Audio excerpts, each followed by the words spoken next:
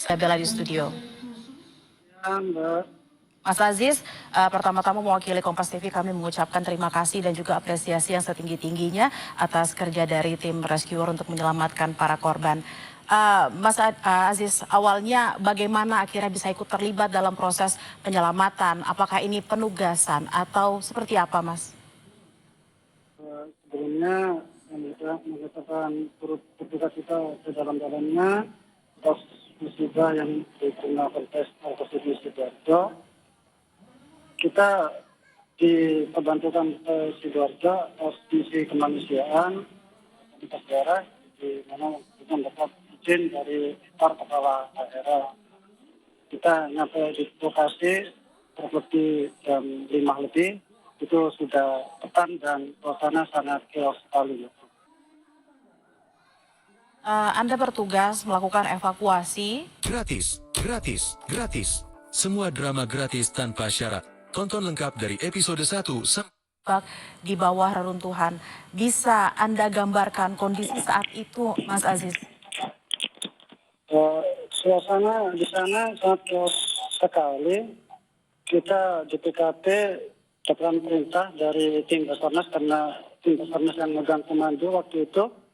Kita kolaborasi dengan tim Basarnas Jatim, dapatkan lokasi titik A, titik A1, A2. Kita mendapat perintah untuk menyisir korban yang masih hidup, yang masih terjebak di sana, Mbak. Itu saya masuk merangsek dengan merayap sama membawa alat kami sistem ini. Di situ kita menemukan satu korban atas nama Dani, Mbak. Kita laporkan ke tim Basarnas dan tim Basarnas yang mengevakuasi posisi Dani ini, posisi duduk dan tertimpa reruntuhan.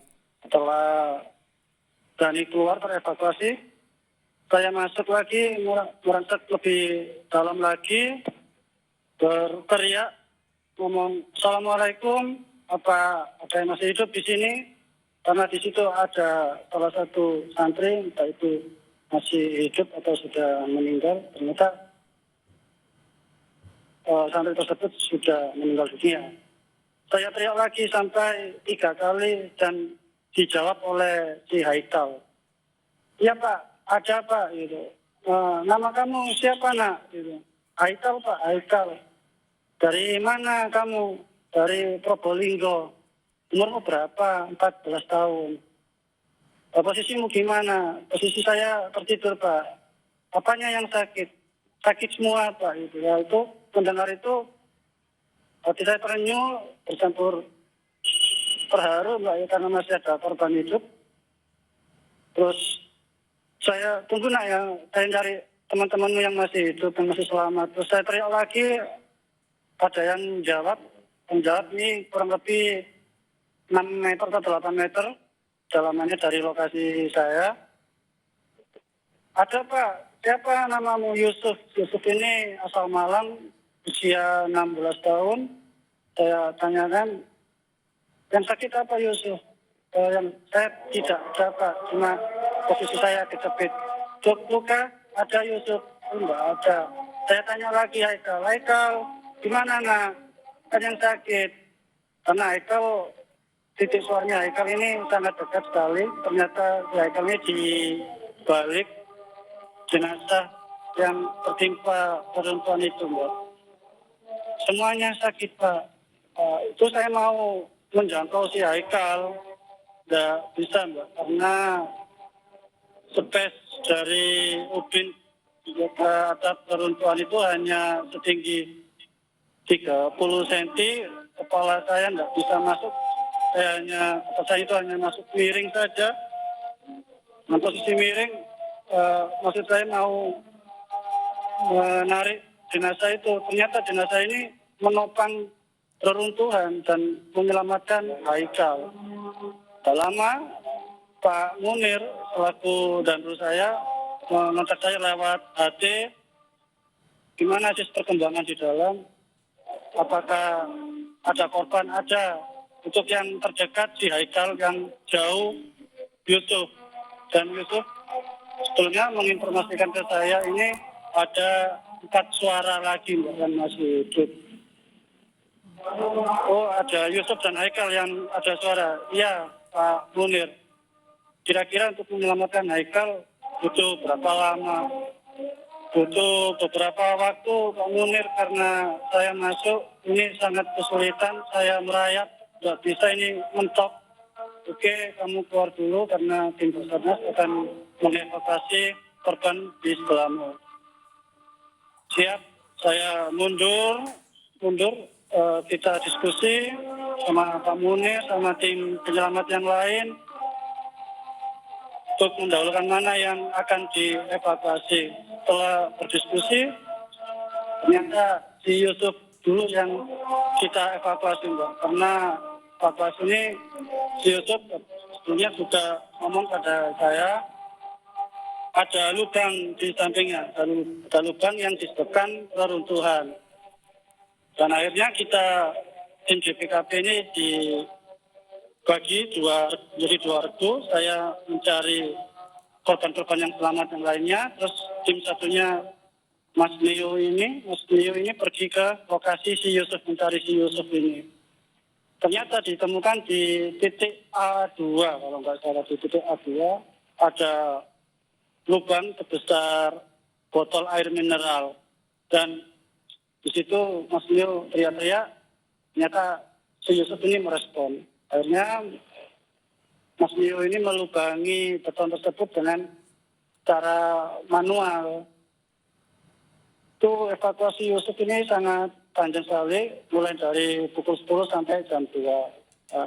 Jam 2, Mas Leo ini mungkin kecapean karena membuat lubang evakuasi ini. Akhirnya saya yang diperintahkan untuk meneruskan lubang evakuasi yang dulunya dibuat sama Mas Neo.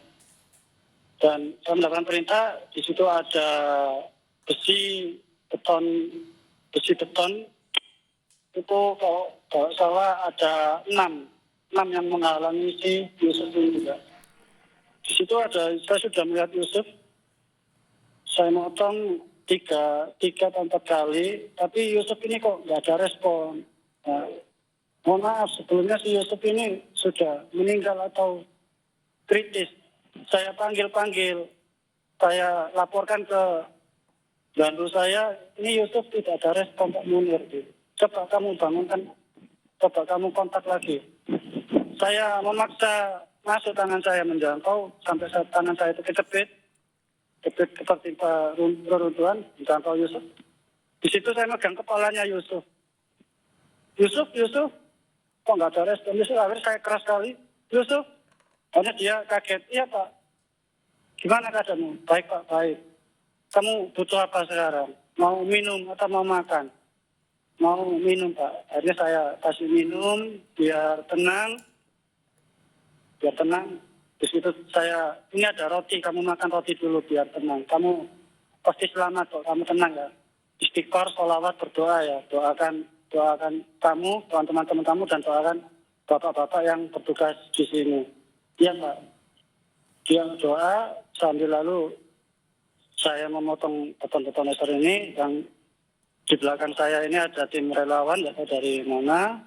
Terus di belakang saya ada tim dari BPKP, dan di belakang lagi ada Pak Munir yang sebagai safety officer untuk menjaga gedung ini tetap stabil. Jika seandainya gedung ini roboh, saya langsung ditarik sama teman-teman yang di belakang. Setelah pemotongan besi ini selesai, saya ngomong ke Pak Munir, ini ready untuk mengeluarkan sisir. Oke, diangkat pelan-pelan sisir. Sisir ini saya geser pelan-pelan ya. Pelan-pelan kan dari lubang itu selisih 30 sentian. Samping kanan dari lubang itu Yusuf pegang kepalanya nak ya, lindungi kepala kamu sama tubuh kamu itu ya. Mohon maaf ini mungkin sakit ya anak ya. Iya Pak, apa-apa. Kalau kamu merasa sakit, kamu ngomong saja, teriak aja enggak apa-apa.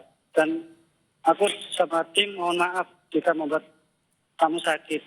Saya keluarin dengan mengucap Bismillahirrahmanirrahim, ya Allah, bila ada kekuatan untuk menyelamatkan anak ini. Hanya dihitung barang-barang teman Yusuf ditarik kurang lebih 4 tarikan. Alhamdulillah si Yusuf ini keluar. Si Yusuf ini keluar sudah dievakuasi. Saya kembali lagi ke titik Haikal untuk menjangkau Haikal. Saya memasang alat lifting bag dan coring dari kayu untuk meringankan beban yang menimpa si Haikal ini. Haikal, Mas Kak Aziz datang dari Surabaya. Ini ya, kan menyelamatkanmu. Tolong sabar ya nak, ya sabar. Ayo sholawat, kamu baca sholawat. Biar kamu tenang, Bapak pun juga tenang. Karena di situ banyak korban yang teriak-teriak, masih minta tolong, betul-betul, tolong Pak, tolong Pak, keluarkan saya dari sini. Nah itu yang bikin hati saya sedih, ya.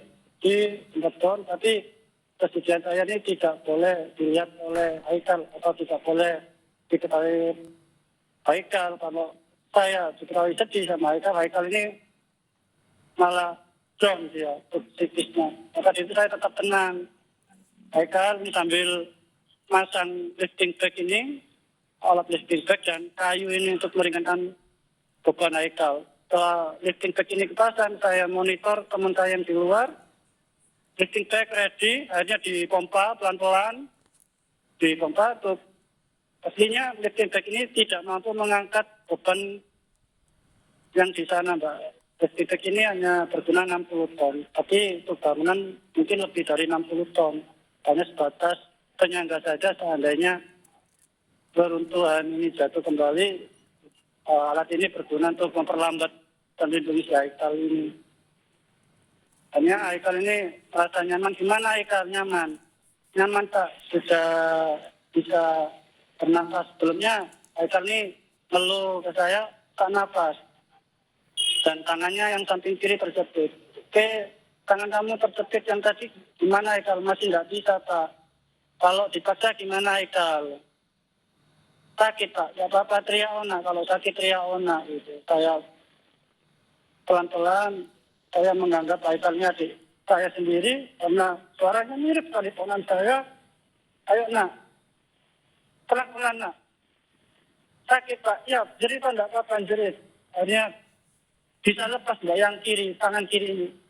Bisa Pak, alhamdulillah. Yes. Dia berdoa, entah tadi doa apa, pokoknya bikin saya senang.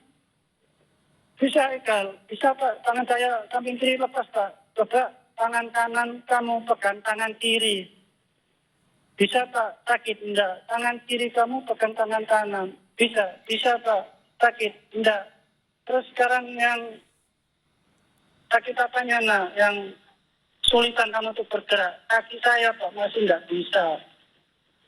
Tunggu ya Haikal, tunggu. Saya mau menjangkau lagi, enggak bisa Mbak. Karena di situ peruntuhan sudah mulai runtuh lagi, bunyi kretek. Saya ngomong ke tim, ini peruntuhan sudah berbayar lagi karena ada suara material berjatuhan dari atas. Pastikan si Haikal terlindungi aja gitu. Siap sudah diselingi oleh soring sama lifting bag ini. Pak Munir, udah kamu keluar dulu aja. Kita keluar, kita berdiskusi panjang sekali.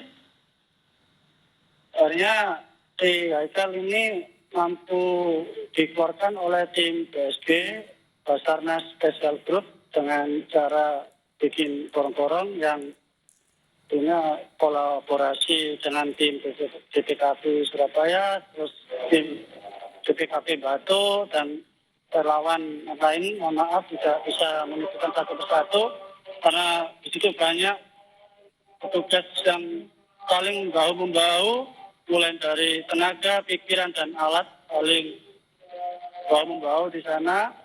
Tim korong-korong kali ini bisa dievakuasi hari Rabu pukul 2 oleh tim BSG.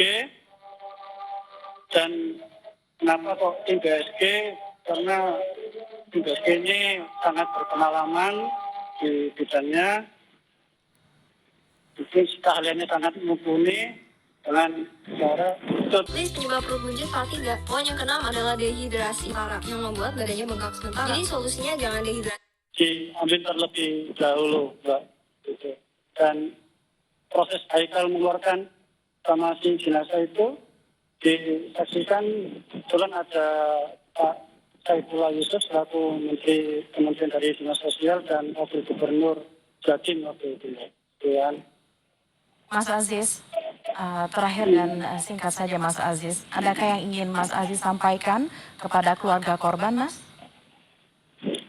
ada Mbak untuk keluarga yang menjadi korban tak keselamatan, saya dan tim serta instansi JPKP Kota Surabaya mengucapkan turut berduka cita sedalam-dalamnya.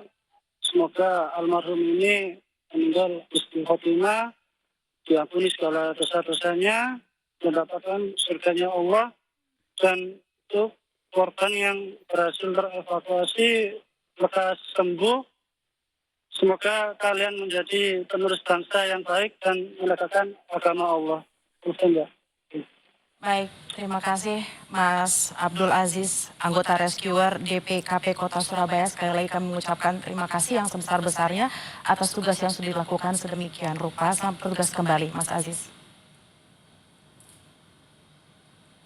Saudara, menghadapi Arab Saudi di kualifikasi Piala Dunia 2026 zona Asia, timnas Indonesia harus menelan kekalahan.